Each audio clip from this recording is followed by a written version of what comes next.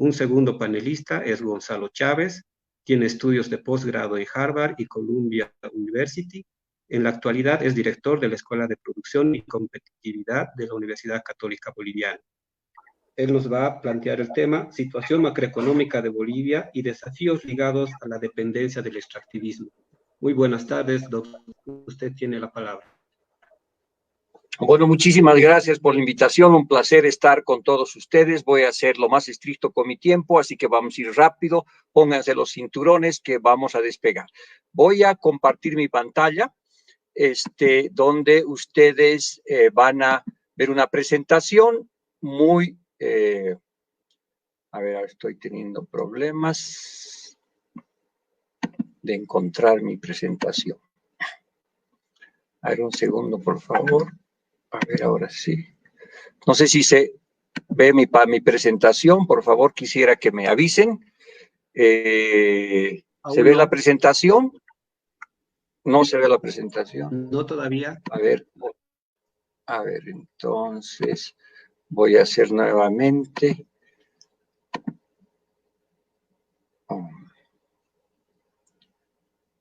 ¿Qué cosa?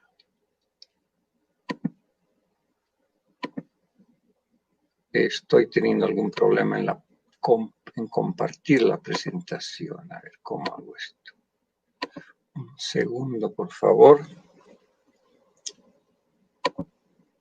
A ver, voy a compartir nuevamente.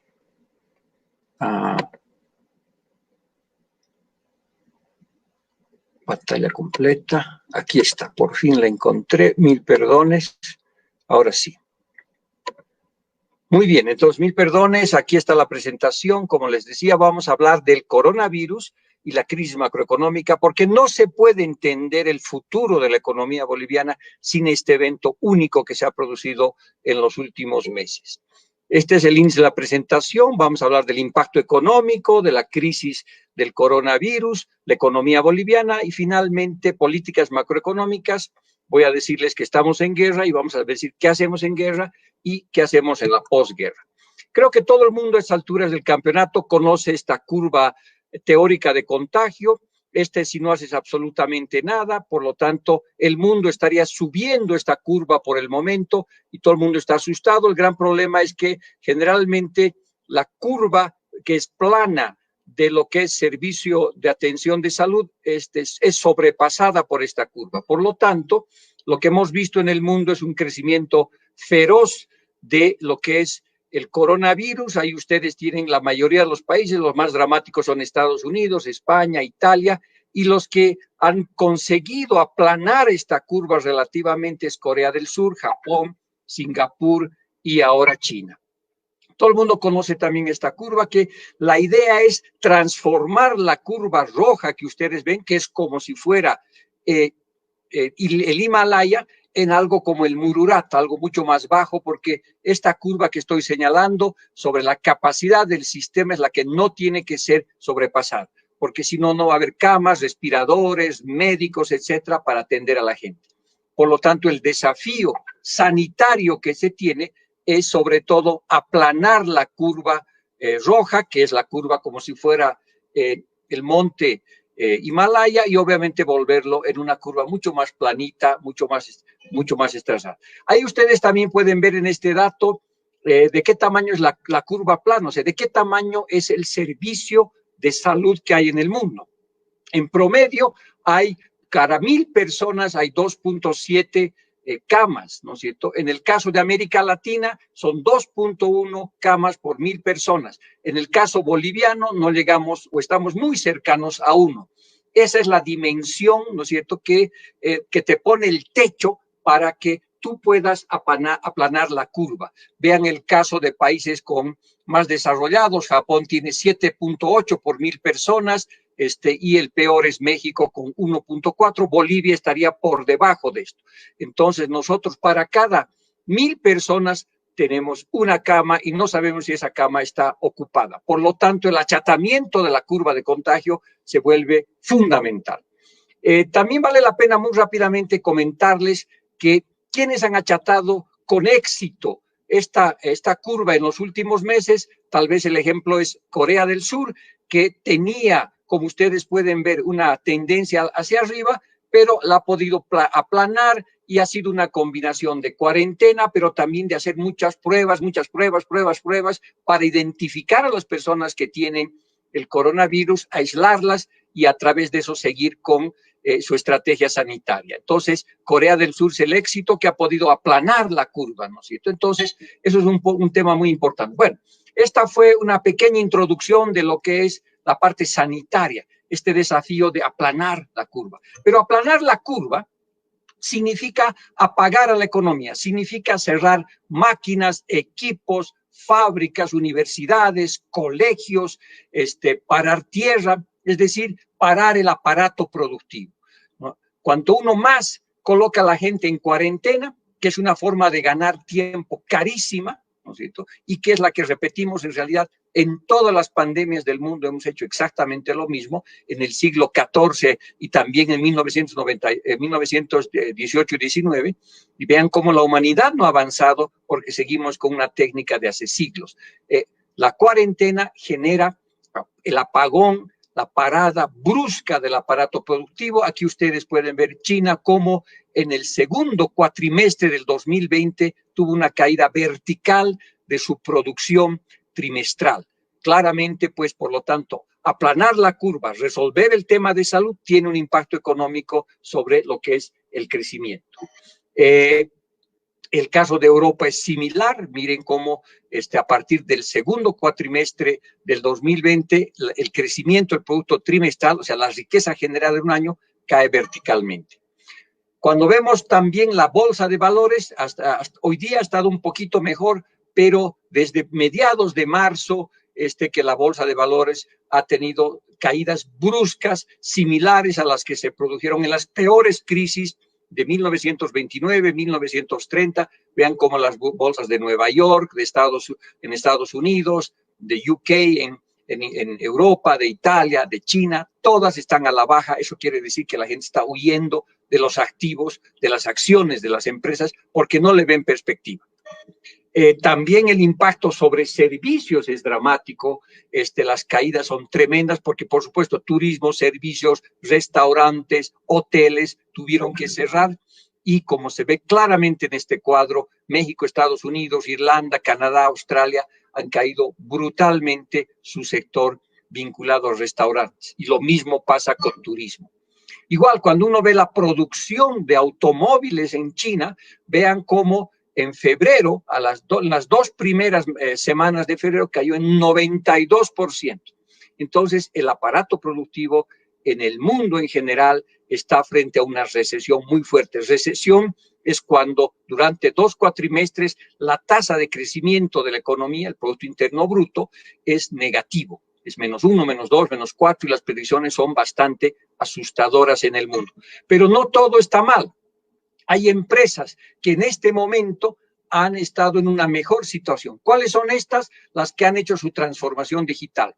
Es decir, la economía real, la física, está con serios problemas, pero la economía que está aquí arriba, la economía del Internet, la economía vinculada a celulares, a justamente aplicativos como estamos usando ahora, a Zoom, a Amazon, a todos los deliveries, pues han tenido crecimientos súper importantes, lo que es una señal de mediano y largo plazo que la economía mundial va a caminar con mucho más fuerza hacia una transformación digital.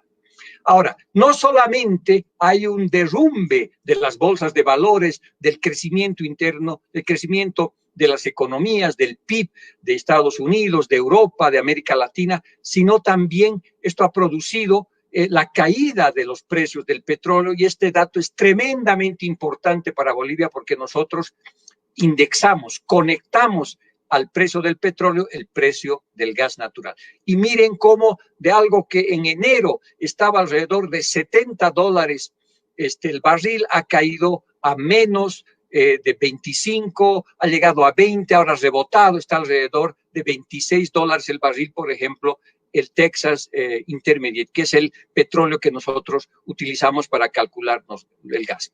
Pero esta reducción del precio del petróleo no solamente está asociada al coronavirus, sino a una pelea entre Rusia y Arabia Saudita contra Estados Unidos y otros países. Para ponerlo de manera general, a una guerra comercial. entre los productores tradicionales de petróleo y los no tradicionales. Los tradicionales son los árabes, son los mexicanos, son los venezolanos que van a su jardín con una picota y con 3 o 4 picotadas sacan petróleo a $3, $4 el barril. Los no tradicionales son los que están sacando petróleo o gas en alta mar, son aquellos que están sacando petróleo dentro de las rocas, ¿no es cierto?, haciendo lo que se llama el fracking. Por lo tanto, esta pelea es muy dura. Los costos de producción de los no tradicionales están por encima de los $25. Entonces, en esta pelea también hay un tema estratégico donde Rusia y Arabia Saudita quiere eliminar a los no tradicionales, y entre los principales no tradicionales productores de petróleo está Estados Unidos. Ahora, también como efecto positivo de esta crisis que se está produciendo a nivel económico es cómo ha disminuido los niveles de contaminación. Ustedes aquí pueden ver con toda claridad en la región de Wuhan, en la parte amarilla, es la tremenda contaminación que se daba en este distrito industrial, y ahora ustedes pueden ver cómo el cielo está limpio. Y se habla inclusive de delfines en los canales de Venecia, pescados en los ríos más contaminados que había en el pasado. Por lo tanto, también esta es una especie de descanso que estamos dando a la Pachamama. Ahora bien, ¿cuál es la microeconomía que está detrás del coronavirus? Me voy a tomar algunos segundos para que ustedes recuerden sus clases introductorias de microeconomía. En primer lugar, ¿qué ha pasado? ¿Por qué se ha producido este parón y por qué estamos preveyendo recesión económica, inclusive depresión? Cuando a Reagan le preguntaron cuál es la diferencia entre recesión y depresión, dijo, recesión cuando es el desempleado eres tú, depresión es cuando yo soy el desempleado. Entonces es una situación más grave. ¿Qué ha pasado? Producto de lo que ha sido la cuarentena, primero esto es un shock de oferta. Se paró la máquina productiva, ¿no es cierto? Se volvió a la casa, trabajadores, empresarios, productores, todos a casa, y por lo tanto la curva de oferta se contrae. Asociado a eso hay una segunda contracción, pero en este caso de la demanda. Gente en sus casas no consume o consume mucho menos. Por lo tanto, eso produce una contracción de la demanda. Posteriormente, obviamente, frente a esa contracción de la demanda hay una menor producción y la oferta se contrae nuevamente. Y finalmente hay otra contracción de la demanda agregada porque la gente se asusta, comienza a ahorrar más, no consume, y todo ese efecto de oferta y demanda, de esa carrera entre oferta y demanda, hace que se produzca una recesión económica, una situación donde el Producto Interno Bruto, todos los bienes y servicios producidos en un año por un país, se vuelve negativo, ¿no es cierto? Se vuelve en una situación donde la gente inclusive pierde significativamente su trabajo. Todo eso genera, por tanto, una pérdida de bienestar económico, que es esta parte roja. Consumidores y productores pierden frente a una recesión económica. ¿Cuáles son los canales más importantes para América Latina y para Bolivia en particular? Por supuesto, la disminución de la actividad de China, de Estados Unidos, de Europa, que son nuestros socios comerciales, la caída de los precios de los productos primarios. No solamente ha caído el gas, ha caído el petróleo, los minerales, los cereales. Se han interrumpido cadenas de valor mundiales. Imagínense cómo los barcos han parado, las producciones han parado. Probablemente lo único que no ha parado todavía con fuerza es la oferta de temas de medicina. Ha habido obviamente una mayor demanda por servicios de turismo. Los grandes lugares de turismo como en Francia, París, Barcelona, están totalmente parados. Ha reducido la cantidad de remesas que mandan también los bolivianos que están en el exterior, San Paulo, Estados Unidos, Argentina, porque obviamente también han perdido sus ingresos, y eso por supuesto también produce una gran aversión al riesgo. Todo el mundo está asustado. ¿Qué hago con mi plata? ¿Me la guardo bajo el colchón? ¿Lo dejo en el banco? ¿Dónde invierto? Por lo tanto, todos estos son los canales a través de los cuales pues estamos generando esta recesión que parece que va a ser una de las más duras de la historia. Y aquí está la otra curva. De la misma manera que decíamos que había que achatar la curva del contagio, que era como el Everest, esto es como el cañón de Colorado, ¿no es cierto? Esta es la curva de la recesión que podríamos estar enfrentando. Entonces, de la misma manera que hay que achatar el Everest y volverlo el Mururata, tenemos de la misma manera que salir de este hueco, de este fondo del pozo, achatar la curva de la recesión, pero subiéndola hacia arriba. Y la manera de hacer esto, por supuesto, es a través de meter dinero a la economía. Si esto es un pozo, ustedes imagínense que hay que manguerear este pozo y de esa manguera sale dinero a través de bonos, a través de menos impuestos, sale dinero a través de perdonazos, sale a través de créditos mejores para sustentar empresas. Es decir, hay que hacer flotar la economía inyectando liquidez a la economía. No tengo mucho tiempo para explicar esto, pero de alguna manera el Estado en este periodo de guerra va a volver con mucha fuerza y tiene que gastar lo que sea necesario, tiene que invertir donde sea importante, porque lo que hay que hacer es salvar también a la economía. De la misma manera que tratar el tema del coronavirus con cuarentena y salvar vidas, pues inyectar dinero a la economía, mejorar el consumo, aumentar la demanda agregada de la economía en la idea keynesiana es, de alguna manera, reactivar la economía, salir de este pozo recesivo. Obviamente, más adelante vamos a hablar más en detalle de lo que se trata esto. Porque a futuro se espera que aproximadamente los costos de este parón y, por lo tanto, la recesión van a ser en un 67% en promedio del PIB. Eso va a alcanzar al 67% del PIB en América Latina. Y obviamente el 64% del empleo formal. Por supuesto, también se puede hacer el mismo razonamiento para el tema de la economía informal. ¿Quiénes son los más afectados? Comercio, hoteles, restaurantes, servicios empresariales, universidades, transporte, etcétera. Y ustedes pueden ver en ese cuadro el detalle. Bien, ahora bien. 5 minutos más, por favor. Ok, ya estoy yendo a la velocidad de un rayo. ¿Cómo nos va a afectar esto a la economía boliviana? Muy brevemente quiero decirles que de la misma manera que el coronavirus afecta a un cuerpo debilitado, que afecta a personas que están enfermas de diabetes, presión arterial, o tienen cáncer, o son ancianos, y eso, por lo tanto, el coronavirus afecta mucho más. Igual, esta crisis económica afecta a los cuerpos más débiles. Y lo que nosotros hemos heredado en los últimos años es un cuerpo sumamente débil, con serios problemas económicos. Por lo tanto, aplicar remedios también va a ser muy difícil y la situación de la economía es compleja. En primer lugar, ¿no es cierto?, hay ya una desaceleración de los precios de las materias primas desde el 2014 y el gobierno de Evo Morales, pues, no ha hecho absolutamente nada para revertir esta situación, ha seguido con el consumo interno y nos hemos gastado 8.500 millones de dólares en reservas a una razón de 4 millones por día entre el año 2014 y el 2019. Cuando esta recesión ya se la veía venir, cuando este shock externo negativo ya estaba en camino. No solamente, por lo tanto, bajaron los precios de los productos que nosotros exportamos, pero también la cantidad de gas producida y exportada a Brasil y Argentina bajó. Y eso uno ve en las exportaciones. En su auge, allá por el 2014, 2015, nosotros exportábamos cerca de 13.000 millones de dólares, ahora estamos cercanos a 7.000, 8.000 millones de dólares si actualizamos este cuadro.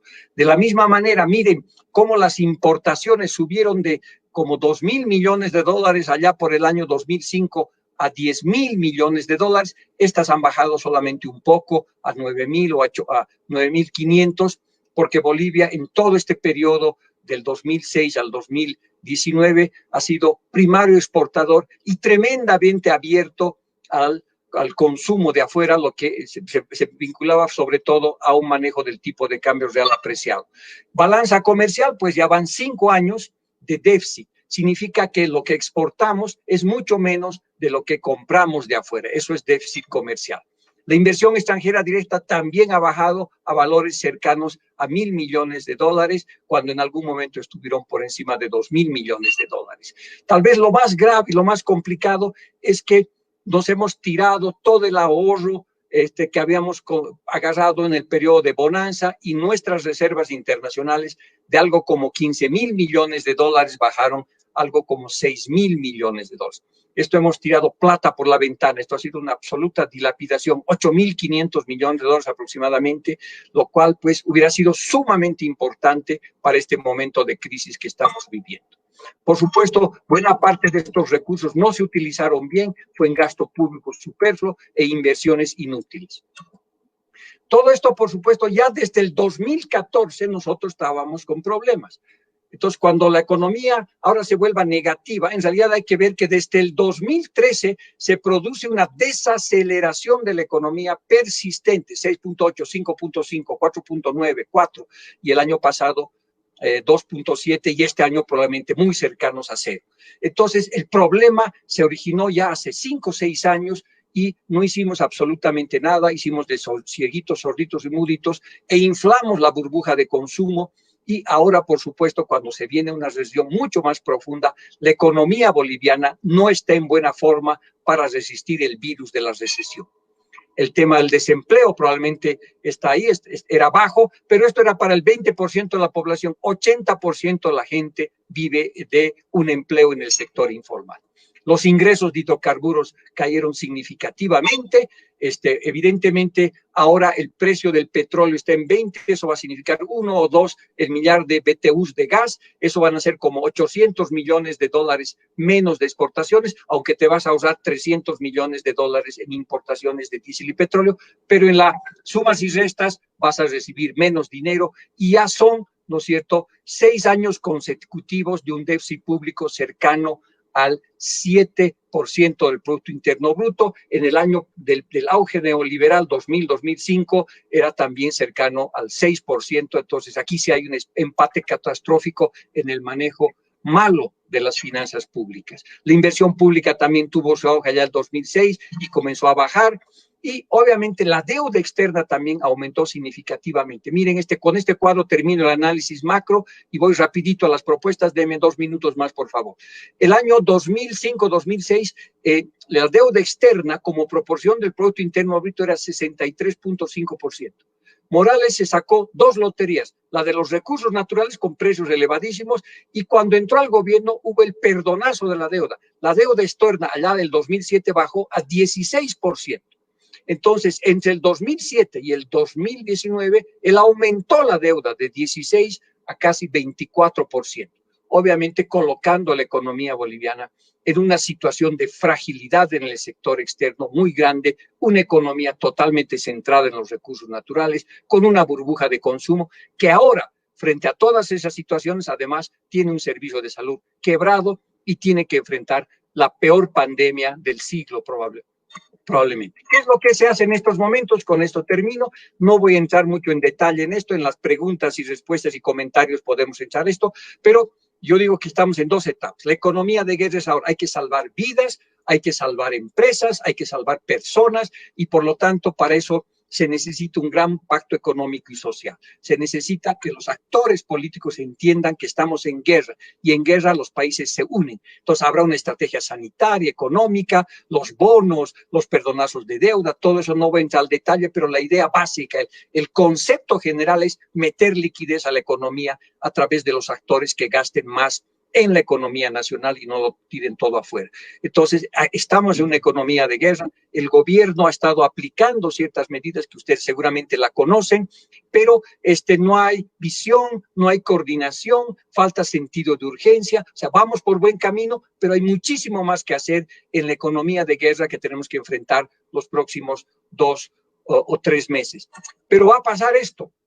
En algún momento tenemos que entrar a la economía de posguerra y enfrentar 4 crisis: la sanitaria, la económica, la social y la climática. Para eso, insisto, gran acuerdo nacional, pero también esta es la oportunidad de que las políticas de corto plazo, las políticas de emergencia, no simplemente sean tirar plata a la economía para salvar gente, que es bueno, por supuesto, pero que esa plata esté conectada a crear una estructura de largo plazo, a crear inversión pública y privada para que salgamos fortalecidos de esta crisis. No, porque de lo que se trata no es salir en un helicóptero y comenzar a tirar plata, que sería muy efectivo desde el punto de vista de corto plazo, pero de lo que se trata es que en educación, en salud, en temas medioambientales, hagamos la conexión entre las políticas de emergencia y las políticas de mediano y largo plazo que apuesten a un cambio del patrón de desarrollo, que dejemos de ser una economía, ¿no es cierto?, solamente vinculada a los recursos naturales, porque el mundo además está haciendo una transformación digital significativa. Por eso yo propongo que en los próximos 2 años nosotros gastemos entre 6.000 y 8.000 millones de dólares al año Y para eso se requiere, por supuesto, buscar fuentes de financiamiento, aceptar un 2% de déficit público adicional, perder unas $1.000 millones de reservas adicionales, dejar de pagar la deuda externa para tener unos 800 millones de deuda de lo que es intereses y capital, y renegociar con la cooperación internacional entre 3.000 y 4.000 millones de dólares. De esa manera inyectaríamos este dinero fuerte a la economía. Todos los países lo están haciendo. Estados Unidos está hablando de 2 billones de dólares, España 220.000 millones de dólares y así sucesivamente. Por lo tanto, la señalización a los actores económicos es que nosotros vamos a salir de esta crisis, pero no vamos a salir simplemente gastando plata al fósforo como fueron 14 años de despilfarro del gobierno de Morales, sino vamos a salir creando la nueva estructura para nuestros hijos, para nuestros nietos, porque esa es la manera de salir de una guerra como la que estamos viviendo. Muchas gracias.